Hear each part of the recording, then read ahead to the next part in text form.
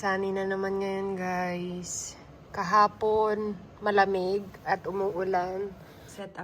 Bagong setup namin ngayon dito sa office or yung dating gaming room namin. Lang to, yan o. Sabi ko, akala ko si Kinsley nagngat-ngat eh. Siya pala nagngat-ngat. Teddy bear kasi gusto niya. Tawag niya sa teddy bear, baby. Oh. Ellie's nap time. It's 10:14 in the morning. So this is her first nap, guys. Ngayong araw. Ayan siya matulog. Sunny na naman ngayon, guys. Kahapon, malamig at umuulan. Tapos ngayon, biglang araw na naman. Paiba-iba talaga ang weather dito, guys, sa Virginia. Tapos mamaya baka malamig na naman, 'di ba? So ngayon maganda yung weather, medyo sakto lang. Hindi siya sobrang init, hindi sobrang lamig. So I wanna show you yung setup namin, bagong setup namin ngayon dito sa office or yung dating gaming room namin kasi madalas kaming maglaro ni Travis online, yung Overwatch yung nilalaro namin dati, no? So ito, inayos namin, inarrange namin siya kasi meron kaming bagong printer, yung Bamboo Lab, ayan. Kasi magta-try kaming 3D print ng mga anik-anik. So ayan, medyo parang na talaga dito kasi ang dami naming mga kagamitan. Ito yung table ko. So dito ako madalas kapag may gagawin online, ganun. Pero madalas kasi sa phone ko lang ginagawa lahat. Pero meron akong setup dito yung computer. Ayan. Tapos ito yung kay Travis. Ayan. Tapos ayan yung mga niya, mga kagamitan niya, Tapos, ito, dito namin ilalagay yung, ayan, ito yung printer. Hindi pa namin nilalabas kasi may inaantay pa kami yung filament ba yun. Ayan. So, excited kaming mag-start ng project namin. So, siguro papakita namin sa inyo pag nakagawa kami ng mga na 3D print namin, no? So, kasi balak namin gawa muna. Then, later on, if God's will, no? If will ni God na magtinda kami ng mga gawa namin. So, we'll see. So, mahaba pang process. Tapos, dito na namin nilagay sa side yung namin, pang camping, mga camping gear, mga namin, ayan, yung mga, ano man tawag nito? Ayan, portable power, station. Yan, marami si Travis na ganito eh. Tapos, marami rin siyang ganito sa may garage, pati sa shed. Pero ito yung mga madalas namin ginagamit. Dito lang namin muna nilalagay. Kasi ito yung mga madalas namin ginagamit para mas easy access. So, may printer din kami dito, guys. Dito ko nagpiprint ng picture at saka ng tawag nito, documents. Tapos, may bago akong project ngayon. Kaya bumili kami nito kasi naubusan na kami ng photo paper. Kasi magpiprint ako ng ni Ellie, picture.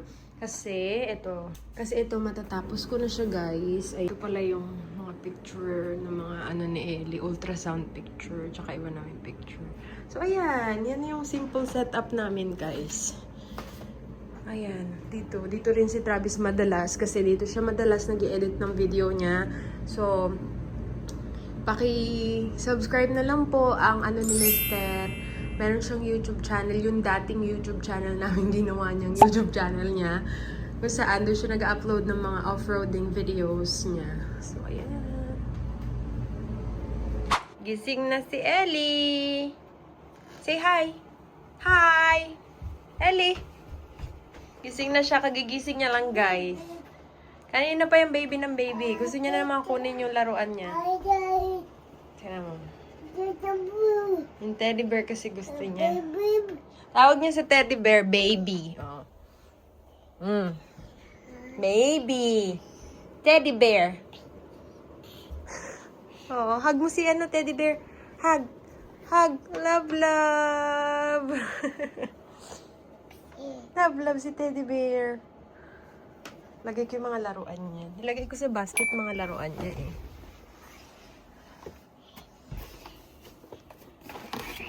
Nag-declutter ako, guys, ng mga damit ni Ellie kasi sobrang daming damit dito. So, nilagay namin yung iba sa attic kasi parang ayaw pa naming i-ano, tawag nito, ipamigay or, alam mo na, yung, kasi iniisip namin kung mag-aanak pa kami, baka babae daw, ganun, in case na mag-anak kami. So, inayos ko tong mga damit niya. Ito yung mga damit na magagamit pa niya. Tapos may mga malalaki rin kasi dito. Tapos, may mga bago pang ang damit eh. Ayan o. Kasi mga regalo kay Ellie. Tapos yung mga regalo sa kanya sa Pinas. Yun yung mga nilagay ko dito. Kasi yun yung mga magagamit niya. Tapos yan yung iba lang niya mga gamit dito. Na hindi naman talaga niya nagagamit. Pati yung mga laruan na yan. Hindi niya masyadong... Alam mo na kasi mga ano lang. Mga parang unan-unan. Ayan. Tapos yung mga iilan shoes niya na hindi niya pa din nagamit yung iba. May isa lang kaming rubber shoes na pinapagamit sa kanya kasi nga mas comfy. Yung iba kasi dito hindi pa siya ano. Pero dapat, alam ko ito maganda pang walk. Ano niya eh. Diba? Meron siyang dalawa niya eh. So, ayan. Kapag ayos-ayos ako. Okay. Tinuturuan ko siya after niya maglaro, nilalagay ko dito yung ano, tawag nito. Pinapalagay ko dito sa basket yung mga laruan niya. So, by the way, kung itatanong nyo kung saan ko to nabili, sa ano lang po iyan, sa Shein. I think one time may nagtanong sa akin, saan ko daw nabili yan? Kasi ang laki niya, maganda siya pang lagayan ng toys, ganun. Tapos lagayan ng tawag nito, ng labahan, pwede rin. Pero ito yung binili ko rin sa sa Shein. Lagay ng labahan ni Ellie. Pero hindi siya talagang matibay. Kasi alam mo na, mumurahin lang din naman. Tingnan nyo, nasira na nga oh.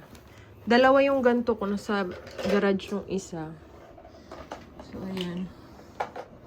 Dito ko lahat nilagay mga toys niya. Hindi pa to lahat guys. So, yung iba tinabi ko na talaga. Yung iba pinamigay ko na.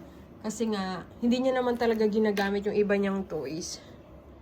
Madalas yung mga toys na inaano niya lang is yung mga parang activity toys. Pero yung mga ditunog-tunog, hindi siya masyadong ano yun. Tulad nito.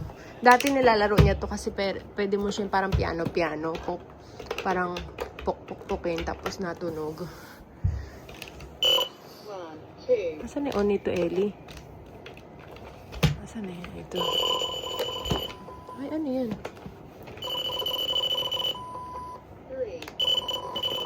Ano hindi? What happened? Parang nasira ko pa, ah.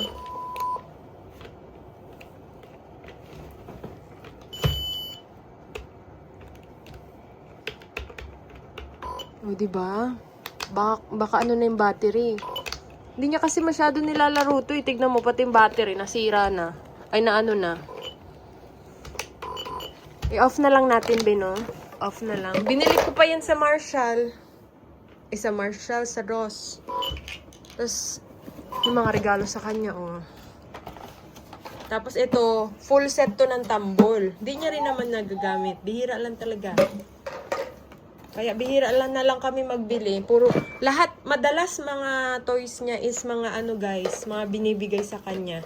Kahit mga books. Yung ibang books, ano, tawag nito, ito, galing pa yan sa ano niya, sa lolo at lola niya. Yung mga napagliitan din ng daddy niya, galing sa daddy niya. Tapos ito, nagulat kami. Sabi ko, bakit may mga ngat-ngat yung libro? Yung mga maliliit na books. Ayan o. Yun pala, si Ellie, ginangat-ngat to. Ba't tayo mag-focus? Ayan. Ginangat-ngat. Ayan o. Yung corner. Pati ito pa kaya tinatabi namin eh. Ayan o. Yung malaking book lang talaga na first 100 words, yung hindi niya talagang inat-ngat. Ewan ko ba sa batang to? Ayan o. Sabi ko, akala ko si Kinsley nagngat-ngat eh. Siya pala nagngat-ngat. Tapos, ito yung lagi kong binabasa kay Ellie bago siya matulog. Alam niya na yan. Pag binabasahan ko siya ng good night cuddles, tapos nagpe-pray before siya matulog, alam niya na 9 night time na.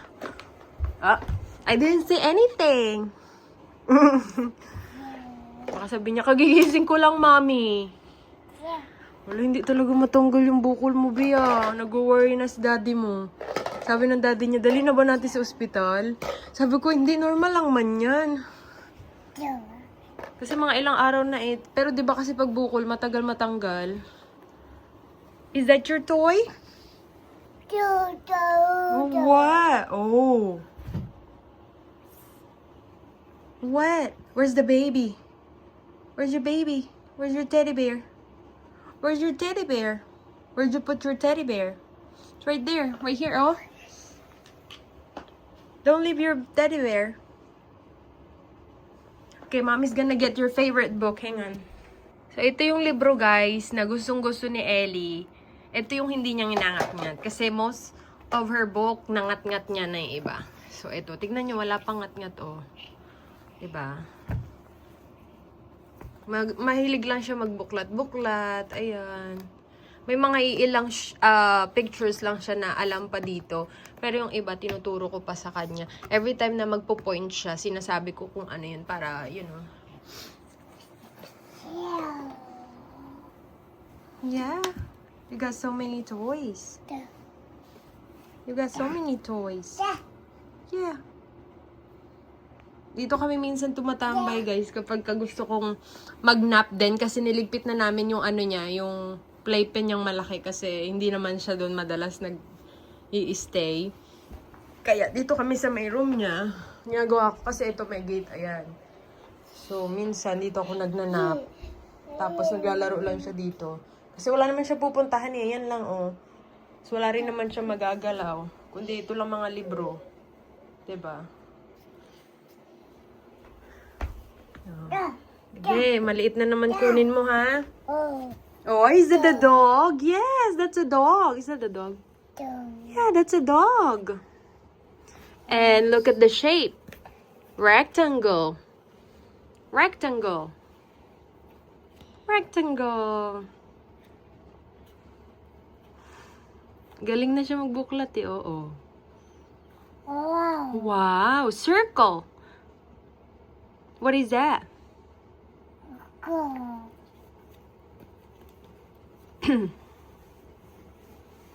Are you dancing? Baka bibo mo? Hee, ho, hee, ho. What are you doing? You see your bump in your forehead? A few moments later. Hi guys, so nakarating na si Mister, nakabalik na galing ng trabaho. And ako naman ngayon nag-get ready papunta ng work. Hanggang 11 ako ngayong gabi.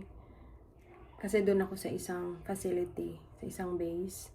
So si Travis ngayon ang magbabantay kay Ellie. And bukas, walang pasok si Travis. Pero hanggang hapon naman ako bukas ng trabaho. And balak namin lumabas bukas. Kasi kumbaga parang tinatry namin talaga kahit papano.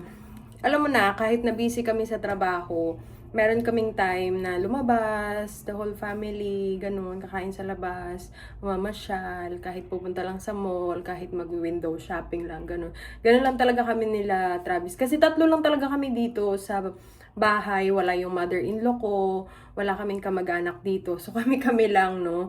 Medyo hindi ko masasabing boring ang life dito, pero busy. So, may nagtanong pala sa akin na isa kong friend doon, nandun kami sa Pilipinas. Sabi niya, kumusta ang life America? So, napaisip ako, no? Sabi ko, kumusta nga ba? So, ibang-iba sa Pilipinas, guys. Lalo nung umuwi ako. Nung umuwi kami ngayon, nito lang, nung February. Doon ko na realize na ibang-iba talaga yung parang buhay sa Pilipinas. Kahit na wala kang masyadong pera, gano'n, hindi ka yung, alam mo na, yung hindi gano'n kalaki ang kita mo, pero masaya, tapos ang dami mong family doon kasi magkakasama kayo, gano'n, tapos magkakalapit lang, tapos dito naman, alam mo yun, kahit may kaunti kang pera, pwede kang lumabas naman, kaso ibang-iba kasi wala kang masyadong tawag nito, wala kang pamilya na katulad dun sa Pilipinas na mga kapatid mo nandoon. Dito ibang-iba talaga. Tapos iba din yung level kasi dito ng friends na sinasabi nila na, kunwari, kung may mga Filipino friends kayo dito, ganun. Bihira kasi ako magkaroon ng Filipino friends. Iilan lang talaga. Si Ellie. Oh, wow. Si Ellie. You wanna say hi to my vlog? Hi, say hi. Say hi. Hi. Ay, hindi pa rin nawawala yung ano niya, oh, bukol niya. Ba't di ka man lang sinuklayan ni daddy mo? Oo. Kakaligo lang kasi namin, guys, eh. Say hi. Can you say hi? Say hi. Hi. Say hi. Say hi, Ellie. Kakagising niya lang, tapos after niya, dumating yung daddy niya, tapos yun, pinaliguan ko siya. Kasi, para mamaya, tulog na lang siya. So, yun. So, iba rin yung level dito ng yung friends na ganun. Hindi ako sa Pilipinas, napakadami kong friends. Talaga na masasabi ko talagang tunay na mga kaibigan. Ang hirap kasi makahanap dito ng tunay na kaibigan, guys, kasi madalas dito pataasan. Lalo na yung mga ibang Pilipino dito na matagal na. Tapos, ayoko kasi yung nagko-compare na ganun. Tapos, anong trabaho mo? Anong trabaho ng asawa mo? Ganun. Tapos, yung parang payabangan na, hindi naman sa pag-aano, pero, sobrang simple ko lang talaga kasi, guys. Alam mo yun, na kahit, yung parang, hindi ako mahilig sa mga branded na bag. Kasi may iba dito na ibang mga tao dito na parang, paanuhan talaga sila ng mga bag, ganyan. Ako naman, kahit may friend naman ako na mahilig sa mga ganun, wala lang sa akin kasi hindi kasi ako ganun tao. Okay na sa akin yung okay. Meron lang ako ilang mga bag na medyo mamahalin para sa akin, pero yun lang, hindi kasi ako mahilig sa bag eh. Mas gugustuhin ko yung mga mamurahing bag kasi mabilis din ako ng bag. Magpalit-palit, depende sa pupuntahan, depende sa ganap, katulad camping, yan, backpack, ganyan. Tapos pag-aalis, lalabas, sling bag lang. Tapos pag magta-travel, backpack, ganun. So yun, tapos ang hirap lang din makahanap ng tunay na kaibigan nga dito. Kasi nga naman, yun nga. Pero may marami naman ding totoo, pero ang hirap lang din kasi mga tao dito busy. Lagi may mga trabaho, may kanya-kanyang pamilya. Tapos alam mo yun, parang dito sa Amerika, puro trabaho kasi kailangan mo talagang magtrabaho. Kasi nga, ang dami mong parang responsibilidad dito na bills, ganyan. Tapos mga grocery. Yung mga gano'n. Tapos, wow! Gusto niya talagang sumali sa vlog. Wow! Tapos, yun, sa Pinas naman, okay naman, masaya. Kaso, ang problema lang sa Pinas, di ba, ang hirap lang talaga kumita ng pera sa Pilipinas. Kaya, yung ibang tao talaga nag-a-abroad. Pero masaya ako dito, guys, kasi meron akong family dito. Dito si Ellie, si Travis, tapos yung iba pa naming family. May mga friends kami dito, may mga friends din kaming puti, yung mga nakasama namin sa off-roading, sa camping, ganun. Pero hindi sila tulad ng friends sa Pilipinas na parang yung kapag gusto mong magkita kayo, ganon, instant kita. Pero dito kasi hindi. Kasi mga busy rin sila. Puro trabaho, ganon. So, ibang-iba talaga yung nature dito doon sa Pilipinas. Pero dito kasi, mas madaming opportunity. Kapag ka gusto magtrabaho, ang daming opportunity dito, guys. So, yun. Kapag masipag ka, yun lang talaga yung kagandahan dito. Marami ka mahanap na trabaho. Di tulad naman sa Pilipinas na kahit anong sipag mo, kailangan kahit doble kayod ka, kulang pa din, 'di ba? Kaya ang daming nag-a-abroad, ang daming nag-OFW para lang talaga matustusan yung pangangailangan nila everyday. So yun, nung umuwi kami, parang na-realize ko na ang saya sa Pinas talaga. Ibang-iba yung saya mo sa Pilipinas, pero mahirap lang talaga kasi nga parang kung hindi ka kumikita ng malaki sa Pilipinas, ang hirap ng buhay, 'di ba? Kung hindi ka tawag nito business owner or kung hindi ka mayaman sa Pilipinas, wala talaga, nga talaga. Kaya kailangan mo talagang, yung iba talaga nag-a-abroad, kaya nag-a-abroad talaga. So, hindi ko din nakikita pa yung sarili ko, guys, na siguro mag-for good sa Pilipinas. Kung yung sinasabi nilang, saan kayo mag-for good, pag tumanda kayo, kung saan kayo magre-retire, ganyan, hindi pa. Pero napag-uusapan namin ni Travis. Pero, we're not sure kung doon kami sa Pilipinas kasi nandito yung trabaho namin, nandito yung trabaho ni Travis. And, ayun, meron kaming bahay dito. Hindi namin alam kung pag nag-retire siya, anong plano niya. Kasi si Travis lang din naman talaga yung inaano ko. Kasi, meron din kami ditong anak. Ayun nga. So US citizen si Ellie.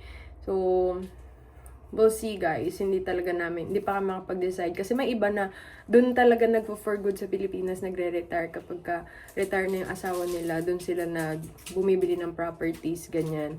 So, kasi 'di ba nga, yung pension nila dito, parang medyo sakto or malaki, depende sa pension, depende sa ano mo, malaki doon sa Pilipinas. Kaya bumibili sila ng property, nagtatayo ng business, tapos doon na naninirahan sa Pinas. Tapos minsan bumabalik-balik lang dito, bakasyon, ganun. So, yun, masasabi ko lang na dito life is very busy, ganun. Tapos yung social life mo na parang friends, ganyan, depende rin sa lifestyle mo talaga. Kung isa kang taong mahilig mag-shopping, mahilig gumala, lumabas-labas, ganun. Yun, pasensya na. Break muna kasi si Ellie nagkakalkal ng basura.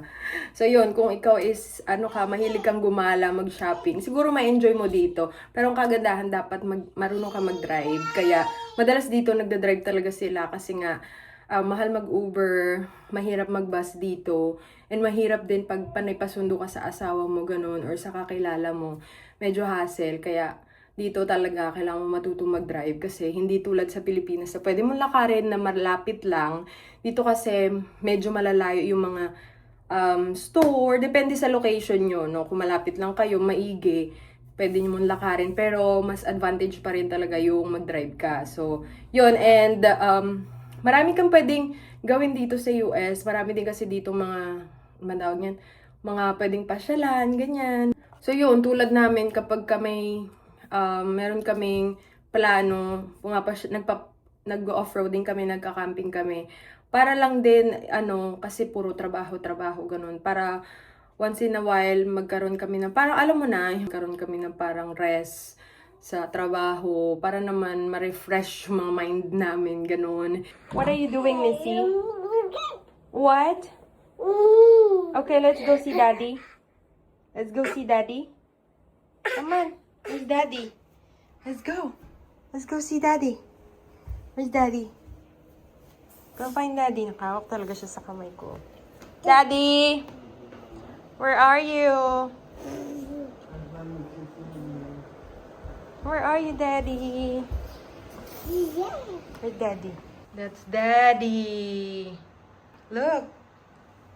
That's Daddy. So, meron nga palang nagpadala kay Ellie si Ate Jen. Pero hindi pa namin tapos. Oh, babe, I thought you were gonna finish this. Yeah, there's just only stickers to put on. Yeah. Para makasakay si Ellie. Is that your new toy? Look at your new toy. Look at your new toy.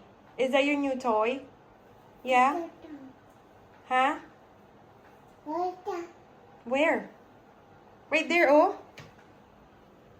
Where's your new toy? Umaba na buhok ni Ellie, oh. Come here. Hindi niya pa ata natapos to kasi ito, nakaano pa. Is this supposed to be like this? Huh? No, I messed up, and Oh my gosh. yeah, that's the way it's gonna be now. Oh, look at her. Ellie. Wow, is that your new toy? Wow. Look at you. Say thank you, Tita Jen. Thank you, Tita Jen. Di pa natapos ni Mister. Thank you, Tita Jen. What's the matter? So, ayun lang guys ang vlog natin for today. Thank you so much for watching. See you again next time. Bye! Bye. Oh, bye! Flying kiss? Flying kiss. Bye! Mwah! See ya! Bye-bye! Mama.